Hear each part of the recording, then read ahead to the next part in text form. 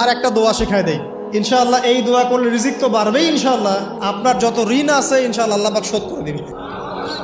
বিশ্বাস করলেন না? এই দোয়া শিখাই দিচ্ছি, এই জন্য আমাকে হাদিয়া দেওয়া দরকার, স্পেশালি আমাকে এখন হাদিয়া দেওয়া দরকার। এটা গুরুত্বপূর্ণ দোয়া শিখাই দিচ্ছি। আলী রাদিয়াল্লাহু আনহু বলেছেন, কোন ব্যক্তির যদি পাহাড়ের সমানও ঋণ থাকে, এই দোয়া যদি আমল করে আল্লাহ পাক ওই ঋণও শোধ করে দিবেন ইনশাআল্লাহ। ঋণ কেমন জানেন? ওই যে এখন মানুষ ঋণ নিচ্ছে 1 কোটি টাকা ব্যাংক থেকে, 2 কোটি টাকা ব্যাংক থেকে, হ্যাঁ, কত বছর, 10 বছরের জন্য, 20 বছরের জন্য বাড়ি করছে, তাই না?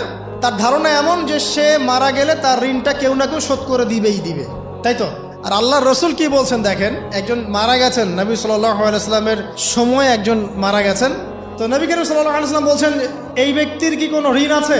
একজন সাহাবী বলেন, হ্যাঁ ইয়া রাসূলুল্লাহ, তো ঋণ আছে। নবীজি বললেন, তোমরা ওর জানাজা পড়ো, আমাকে ডেকো না, তোমরা ওর জানাজা পড়ে নাও, আমি জানাজা পড়তে চাচ্ছি না। আমি এখন কেমন করে আপনাকে বুঝাবো ঋণ কত ভয়ঙ্কর জিনিস?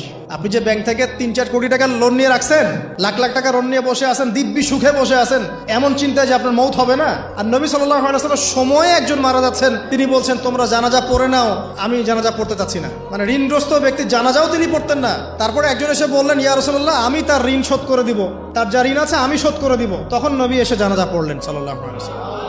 তো আপনার এই কোটি কোটি টাকা ঋণ শোধ করার লোক তো রেডি আছে নাকি? আছে না? সমস্যা নেই, আপনার জানাজা পড়া হবে, আপনার মিলাদও হবে, আপনার একটা বড়সড় দোয়াও হবে ইনশাআল্লাহ। কিন্তু আল্লাহ পাক বলেছেন যে শহীদ, আল্লাহর পথে যুদ্ধ করে শহীদ হয়েছে, এই ব্যক্তির আত্মাও ঝুলে থাকে যতক্ষণ পর্যন্ত না তার ঋণটা শোধ করা হয়। এবার বলেন আমি কি বুঝাবো আপনাকে? আর কিছু বলতে হবে? তো এখন সেই দোয়া শিখাচ্ছি আপনাদেরকে, যে দোয়া শিখলে আপনারা ঋণ থেকে বাঁচবেন ইনশাআল্লাহ। কত দিবেন বলেন?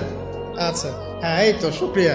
দোয়া করবেন যেন আল্লাহ পাকের দিনটাকে আল্লাহর জমিনে প্রতিষ্ঠা করতে পারে। আমার সাথে বলেন, দোয়াটা হচ্ছে, আল্লাহুম্মা ইকফিনি বিহালালিকা আন হারামিকা ওয়া আগনিনি বিফদলিকা আম্মান সিওয়াকা।